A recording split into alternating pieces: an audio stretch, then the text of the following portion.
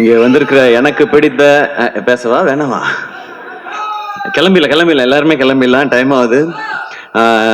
இங்க வந்து இந்த விழாவை சிறப்பான ஒரு விழாவை ஆக்குனது மட்டும் இல்லாம மனசுல இருந்து அவ்வளவையும் பாராட்டுகளா கொடுத்த எனக்கு பிடித்த இயக்குனர்கள் எல்லாருக்கும் வணக்கம், நன்றி. கொட்டுக்காளியோட டீம் எல்லாருக்கும் வணக்கம். இங்கே வந்திருக்கிற பத்திரிகையாளர்கள், தொலைக்காட்சி நண்பர்கள், இணையதள நண்பர்கள், ஃபோட்டோகிராஃபர்ஸ், கேமராமேன் எல்லாருக்கும் நன்றி, வணக்கம். இது முதல்ல நான் கூழாங்கல் படம் பார்த்தேன். எனக்கு அருண் விஸ்வா கூப்பிட்டு போய் நம்மளோட ஃப்ரெண்ட் ஒருத்தர் நீங்கள் இந்த படம் பாருங்க அப்படின்னு சொன்னார். நான் அந்த படம் பார்த்தேன். உண்மையிலே எனக்கு அதை புரிஞ்சுக்கிறதுக்கு ரொம்ப ரொம்ப சிரமமாக இருந்தது. எனக்கு நான் ஏற்கனவே சொன்னதுதான், நான் நிறைய உலக சினிமாக்கள்லாம் பார்த்ததில்லை. எனக்கு தெரிஞ்சதெல்லாம் தமிழ் சினிமாவில் என்னென்ன படங்கள்லாம் வந்திருக்கோ அதெல்லாம் பார்த்துருக்கேன். இங்கே இருக்கிறது மட்டும்தான். இதில் வித்தியாசமாக வந்த படங்கள் எல்லாம் தான் எனக்கு ஓரளவுக்கு இருக்கிற புரிதல். அந்த படத்தை புரிஞ்சுக்கிறதுக்கு ரொம்ப சிரமமாச்சு. அப்புறம் பேசி பேசி தெரிஞ்சுக்கிட்டேன். அப்புறம் அவர் ஒரு அவார்டு வாங்கினாரு அப்படின்னு சொன்னாங்க, ராட்டர்டாம் ஃபெஸ்டிவல். நமக்கு அதிகமாக வெளியே தெரிஞ்ச festivals Cannes film festival, Oscar மட்டும்தான் நமக்கு தெரியும். இது ராட்டர்டாம் ஃபிலிம் ஃபெஸ்டிவல்னு சொன்னாங்க. அதில் அவர் அவார்டு வாங்கியிருக்காரு அப்படின்னாங்க. ஓ அப்படியா, ஓகே அப்படின்னு சொன்னேன். நமக்கு தெரியல. அப்போதான் அருண் சொன்னார், இது ஃபர்ஸ்ட் ஃபிலிம், டெபியூ ஃபிலிம் பண்ணுறவங்களுக்கு கொடுக்குற அவார்டு, உலகம் ஃபுல்லாக இருந்து செலக்ட் பண்ணுவாங்க. இந்த அவார்டை ஏற்கனவே வாங்கினவர் கிறிஸ்டோபர் நோலன் அப்படின்னு சொன்னார். நான் அப்படியே பார்த்தேன் அவரை, வினோத்தை பார்த்துட்டு, எந்த ஊர் பிரதர் உங்களுக்கு அப்படின்னேன். அண்ணே இங்கே தானே, மதுரை தானே அப்படின்னாரு. எனக்கு ஒரு மாதிரி அப்படியே கூஸ் பம்ஸ் ஆயிடுச்சு. மதுரையிலேருந்து போய் ஒரு இன்டர்நேஷ்னல் ஃபிலிம் எடுத்து கிறிஸ்டோபர் நோலன் வாங்கின அவார்டை ஒருத்தன் நம்ம ஊரில் வாங்கியிருக்கான், ஏன் இது வெளியே தெரியவே இல்லை அப்படின்னு நான் அருண்கிட்ட கேட்டேன். இல்லை தெரியலங்க, அந்த படம் எப்போ தான் ரிலீஸு, அதை ரிலீஸ் பண்ணி இது ஒரு மொமெண்ட் ஆக்கலாமேன்னும் போது அது என்ன காரணங்கள் எனக்கு தெரியல, அதுக்குள்ளே நான் போக விரும்பல, அது கரெக்டாக நடக்கலைன்னும் போது அப்போ நான் அருண்கிட்ட சொன்னேன், அவரோட அடுத்த படம் நான் ப்ரொடியூஸ் பண்ணுறேன், அவர் என்ன கதை வச்சிருக்காருலாம் தெரியல, என்னவா இருந்தாலும் நான் பண்ணுறேன், கதைக்காக நான் பண்ணுறதுன்ற தாண்டி இப்படி ஒருத்தனை செலிப்ரேட் பண்ணுறதுக்காக நான் இந்த படம் பண்ணுறேன்னு. இந்த படம் ஆரம்பிக்கப்பட்டதுக்கான ஒரே காரணம் வினோத் ராஜ் அப்படிங்கிற ஒருத்தரை செலிப்ரேட் பண்ணுறதுக்காக மட்டும்தான். அதுக்காக இது என்ன பட்ஜெட் எதுவுமே தெரியாது. அவர் கதை சொன்னார், ஐடியா சொன்னார். எனக்கு ஃபுல் கதையெல்லாம் சொல்லாதீங்க, சொன்னீங்கன்னா அது இப்படி இருக்கலாம் அப்படி இருக்கலான்ற டிஸ்கஷன் வரும். நோ, உங்களுக்கு என்ன எடுக்கணும்னு தோணுதோ அதை எடுங்க, பட்ஜெட்டை ஒர்க் அவுட் பண்ணி கொடுங்க, இதை நம்ம பண்ணுறோம், அவ்வளோதான். ஏன்னா இங்கேருந்து பயங்கரமான படம் வரணும், நம்ம ஊர்லேருந்து ஏன் வர்றதில்லை, நம்ம ஊர்லேருந்து ஏன் வர்றதில்லை நம்ம அடிக்கடி கேட்டுகிட்டே இருக்கோம். அதை நிறைய இயக்குனர்கள் பண்ணிகிட்டே இருக்காங்க.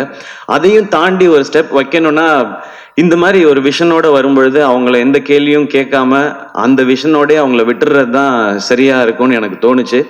ஸோ இது வினோத் ராஜை செலிப்ரேட் பண்ணுறதுக்காக நான் எடுத்த படம் இது. இப்போ அந்த செலிப்ரேஷன் ஆரம்பிச்சிருச்சுன்னு நினைக்கிறேன். இந்த படம் பார்த்து இங்கே மிஷ்கின் சார் பேசினது, பாலாஜி சக்திவேல் சார் பேசினது, லிங்குசாமி சார் பேசினது, வெற்றி சார் பேசினது, இன்னும் நிறைய இயக்குனர்கள் பேசினது எல்லாம் பார்க்கும்பொழுது ஓகே, நம்ம எல்லாரும் சேர்ந்து செலிப்ரேட் பண்ண ஆரம்பிச்சிட்டோம் அப்படிங்கிறது தான் எனக்கு அந்த சந்தோஷம் இருக்குது. வினோத், இது ஒரு ஸ்டார்ட் தான். இந்த படத்தில் நான் என்ன இன்வெஸ்ட் பண்ணியிருக்கேனோ இது போக இந்த படம் வெற்றி அடைஞ்சு எனக்கு லாபம் வந்தால் அதில் ஃபஸ்ட்டு இருக்கிறத எடுத்து நான் உங்களுக்கு அடுத்த படம் அட்வான்ஸாக கொடுப்பேன். நீங்கள் அடுத்து என்ன படம் எடுக்கணும்னு நினைக்கிறீங்களோ அதை எடுங்க. அது போக இன்னும் கொஞ்சம் லாபம் கிடைச்சதுன்னா வினோத் ராஜ் மாதிரி இன்னும் எங்கேயாவது இயக்குனர்கள் இருக்காங்களான்னு தேடி கண்டுபிடிச்சு கொடுக்கறதுக்கு அருண் விஸ்வா இருக்கிறாரு. அவர் அந்த மாதிரி கண்டுபிடிச்சு கொடுத்தாருன்னா அவங்களுக்கு இன்னும் 2 பேருக்கு நான் அட்வான்ஸ் கொடுப்பேன். ஏன்னா சம்பாதிக்கணும் அப்படின்ற மாதிரி படம் எடுக்கணும். முக்கியம், சினிமாவில் முக்கியமானது ஒரு பணம் போட்டால் அதுலேருந்து நம்ம சம்பாதிக்கணும். பட் நான் சம்பாதிக்கிறதுக்கு நீங்கள் எனக்கு நடிகன்ற அங்கீகாரம் கொடுத்து என்னை அதுலேயுமே ஸ்டார் ஆக்கி என் படத்துடைய வியாபாரத்தையும் நீங்கள் பெருசாக்கி வச்சுருக்கீங்க. நான் போய் சின்சியராக வேலை பார்த்தா நிச்சயமாக காசு வரும். அப்போ அதுலேருந்து சினிமாக்கும் பயன்படுற மாதிரி ஏதாவது ஒன்று செய்யணும் அப்படிங்கிறதான். அன்னைக்கு புஷ்கர் காயத்ரி அவங்க படம் பார்த்துட்டு என்கிட்ட கை கொடுத்துட்டு ஒன்று தான் சொன்னாங்க, this is your service to சினிமான்னு சொன்னாங்க. அப்படி இந்த படம் நடந்துருச்சுன்னா நமக்கு இந்த வாழ்க்கையை கொடுத்த இந்த சினிமாவுக்கு என்னால் முடிஞ்ச ஒரு சின்ன ரிட்டர்னாக நான் இதை பார்க்குறேன். தேங்க்யூ. இந்த மாதிரி படங்கள் எடுக்கிறதுக்கான தைரியத்தை கொடுத்தது மக்கள், நீங்கள் எல்லாரும் தான். நீங்கள் என்ன நடிகன் ஆக்குனது, அதன் மூலமாக எனக்கு கிடைக்கிறது மூலமாக வச்சு நான் இதை பண்ணுறேன். நான் சினிமாவுக்கு வந்தது வந்து நிறைய கமர்ஷியல் சினிமாஸ் பார்த்து, நான் நடிக்கிற படங்கள் எப்பவுமே அப்படிதான் இருக்கும். அது வசூல் இருக்கணும்னு நினைப்பேன். ஏன்னா இப்போ வந்து என்னுடைய படங்கள்ல வந்து இன்வெஸ்ட்மெண்ட் பெருசாயிடுச்சு. அப்போ அது ரிட்டர்ன் ப்ரொடியூசர் எடுக்கணும், வெகுஜன மக்களுக்கு போய் சேரணும், எல்லாருக்கும் பிடிக்கணுன்றதான் என்னுடைய. நான் நடிக்கிற படங்கள் அது கமர்ஷியலா சக்சஸ் ஆகும்போது நான் மனசுக்குள்ள நினைச்சுக்கிறது, இதுக்கு முன்னாடி நான் பார்த்த ஹீரோஸ், நான் எனக்கு பிடிச்ச ஹீரோஸ், அவங்களுடைய படங்கள் அதெல்லாம் பார்த்து தான் நம்ம நடிக்க வந்தோம், அவங்களுக்கான ட்ரிபியூட். ஆனா இந்த கொட்டுக்காளி வந்து இந்த படம் எடுத்தது இன்னைக்கு இருக்குது.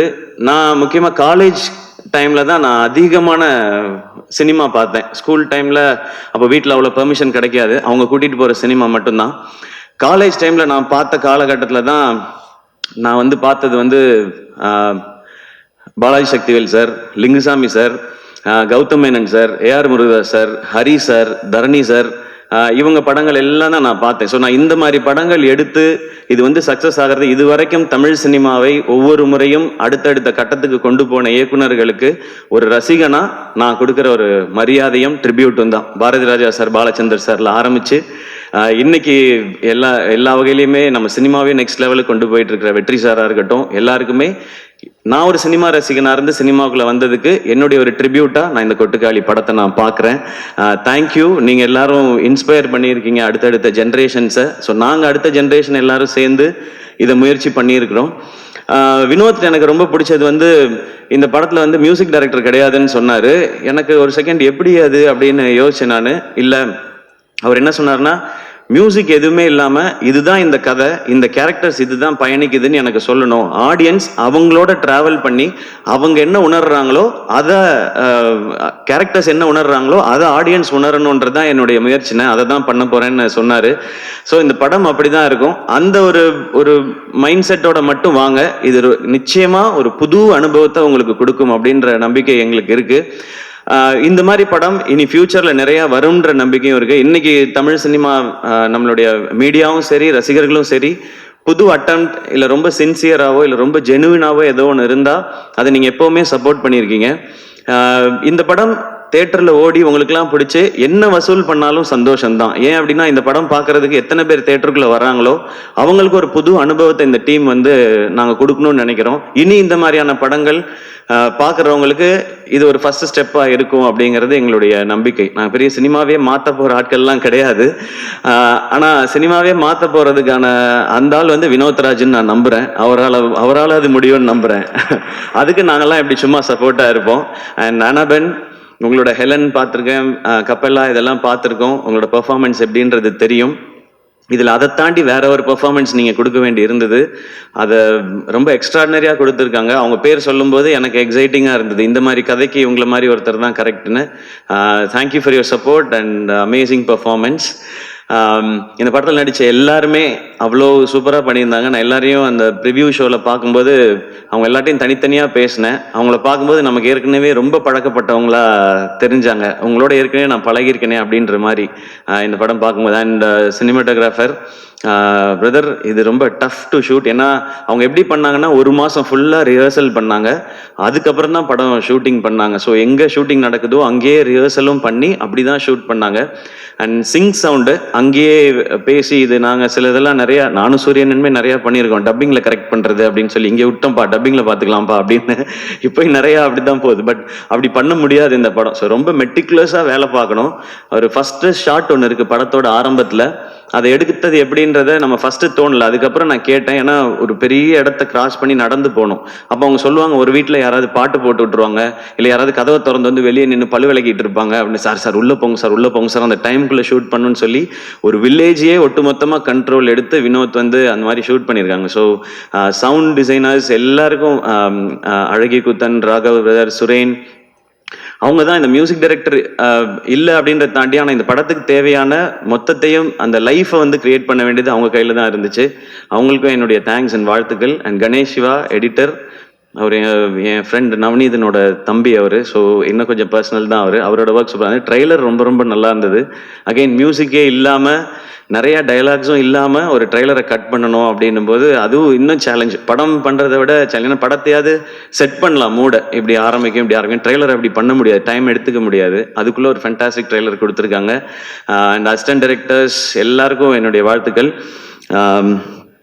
ஃபைனலாக சூரியனை, சூரியனை வந்து ஒரு காமெடியன் டு ஹீரோ அப்படின்றதெல்லாம் தாண்டி எப்பவுமே அவர் எனக்கு தெரிஞ்ச வகையில் அவர் ஒரு சூப்பர்வான ஆக்டர். அவரால் ஏன் இந்த மாதிரி கதைகளை வந்து ரொம்ப சிறப்பாக பண்ண முடியுதுன்னா அவருடைய லைஃப் எக்ஸ்பீரியன்ஸ் அந்த மாதிரி. அவர் வந்து மேபி என்ன மாதிரிலாம் காலேஜில் போய் டயத்தை வேஸ்ட் பண்ணாமல் வாழ்க்கைக்கு எது தேவையோ அதை வாழ்க்கைக்குள்ளேருந்தே எடுத்துக்கிட்டு வந்துட்டாருன்னு நினைக்கிறேன். அவருக்கு அவ்வளோ லைஃப் இருக்குது. அவரை நீங்கள் பார்க்கும்போது ரொம்ப காமெடியான ஒருத்தராக தான் எல்லாருக்குமே தெரியும், ரொம்ப இன்னசென்ட்டுன்னு தான் தெரியும், பார்க்க தான் மாணிக்கம். ஆனால் அவர் அப்படி கிடையாது. ஊரில் ஒரு பயங்கரமான ஒரு ஆள்.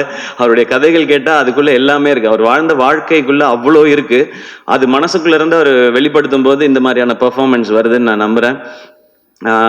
விடுதலை அவருக்கு ஒரு பெரிய டைமென்ஷன். அதை வந்து வெற்றி சார் வந்து கொடுத்தாங்க.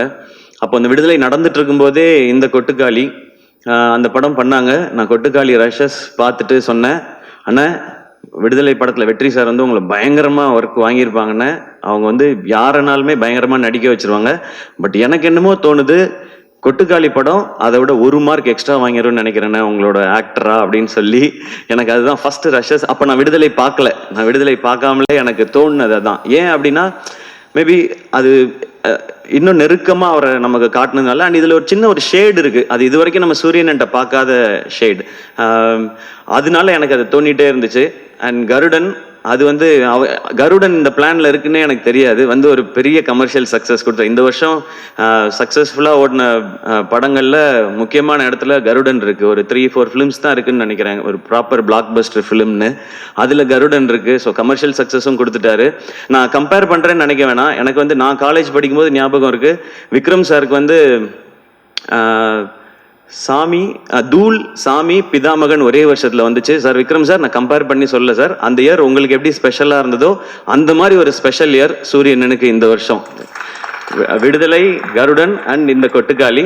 இதுல சூரியனனுக்கு நேஷனல் அவார்டு கிடைச்சிச்சுன்னா என்னை விட அதிகமாக சந்தோஷப்படுறவங்க யாரும் இருக்க மாட்டாங்க. நான் கிடைக்கும் நம்புறேன். அப்படி இந்த படத்துல ஏதாவது லைட்டா முன்ன பின் ஆனாலும் வெற்றி சார் இருக்காரு, அவர் வாங்கி கொடுத்துருவாருன்ற நம்பிக்கை எனக்கு இருக்கு. ஸோ அது கிடைக்கணும். அண்ட் எனக்கு இன்னும் ஆசை, இன்னும் மிஷ்கின் சாரோட படத்தில் ஒர்க் பண்ணணும் சூரியன் அடுத்து. சார் நீங்கள் வந்து சூப்பர் சார், தேங்க்யூ சார்.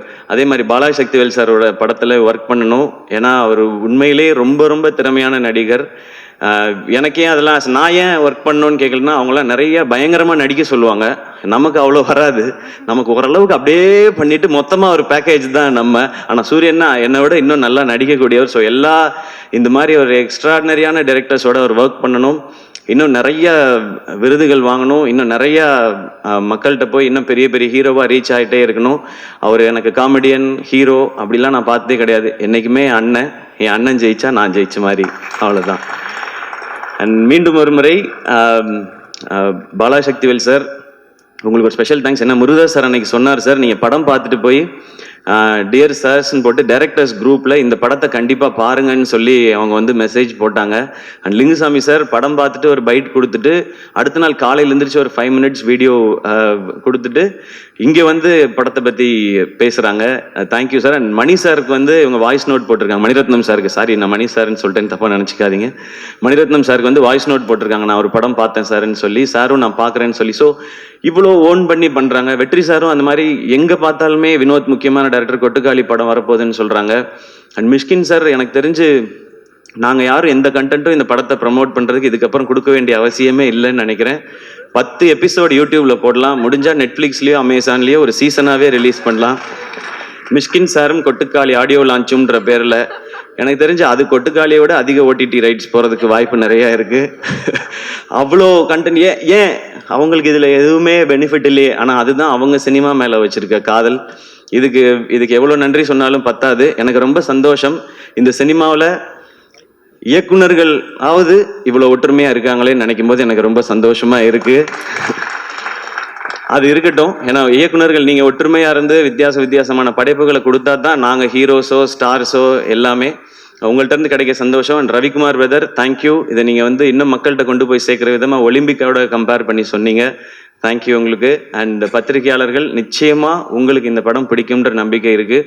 இந்த படம் வசூல் செய்கிறது விட ரொம்ப ரொம்ப முக்கியம், வினோத் இந்த படத்தின் மூலமா அடுத்த கட்டத்துக்கு நகர்றது. ஏன்னா நான் பார்க்கறது வினோத் தமிழ் சினிமாவோட ஒரு ப்ரைடு.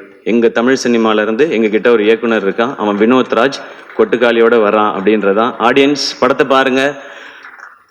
நிறைய கருடனை மறந்துருங்க, விடுதலையை மறந்துருங்க, அது ரெண்டும் வேற வேற மாதிரியான படம். இது வித்தியாசமான ஒரு அனுபவத்தை நிச்சயம். இந்த வித்தியாசமான வார்த்தையை ரொம்ப நானே நிறைய பயன்படுத்திட்டேன் என்னுடைய படங்கள்லேயே. இது ஒரு வித்தியாசமான படம் அப்படிலாம். இது எந்த வித்தியாசமானதுன்னா, இது ஒரு புது எக்ஸ்பீரியன்ஸ், அதான் சொல்ல தெரியுது. நம்ம இது வரைக்கும் போகாத ஏதாவது ஒரு தீம் பார்க்குக்கு போனோம், அது எப்படி இருக்குன்னே தெரியாம நம்ம போனோம்னா அது ஒரு அனுபவம் கொடுக்கும் இல்லையா? அந்த மாதிரியான அனுபவத்தை இது கொடுக்கும்னு நான் நம்புறேன்.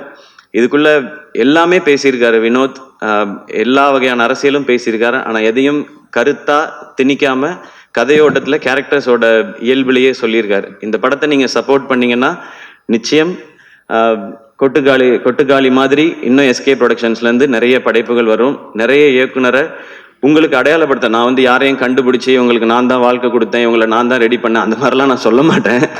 ஏன்னா என்னை அப்படி சொல்லி சொல்லி பழகிட்டாங்க, நான் தான் வாழ்க்கை கொடுத்தேன்னு. அந்த மாதிரி ஆள் நான் இல்லை. எனக்கு இது ஒரு சின்ன ஒரு இன்ட்ரடியூஸ் பண்ணுவோம்ல, இங்கே பாருங்க இவங்க தான் என் ஃப்ரெண்ட் அப்படின்னு சொல்லி சொல்லுவோம்ல, அந்த மாதிரி வேலைகளை அதுவும் நீங்கள் கொடுத்த இந்த ஆக்டர்ன்ற இந்த பொசிஷன்ல இருந்து இதை கரெக்டாக யூஸ் பண்ணி பண்ணணும்னு நினைக்கிறேன். இது வெற்றி அடைந்தால் இந்த மாதிரி முயற்சிகள் இன்னும் தொடரும். மீண்டும் மறுமுறை எல்லாருக்கும் நன்றி அண்ட் லவ் யூ ஆல்.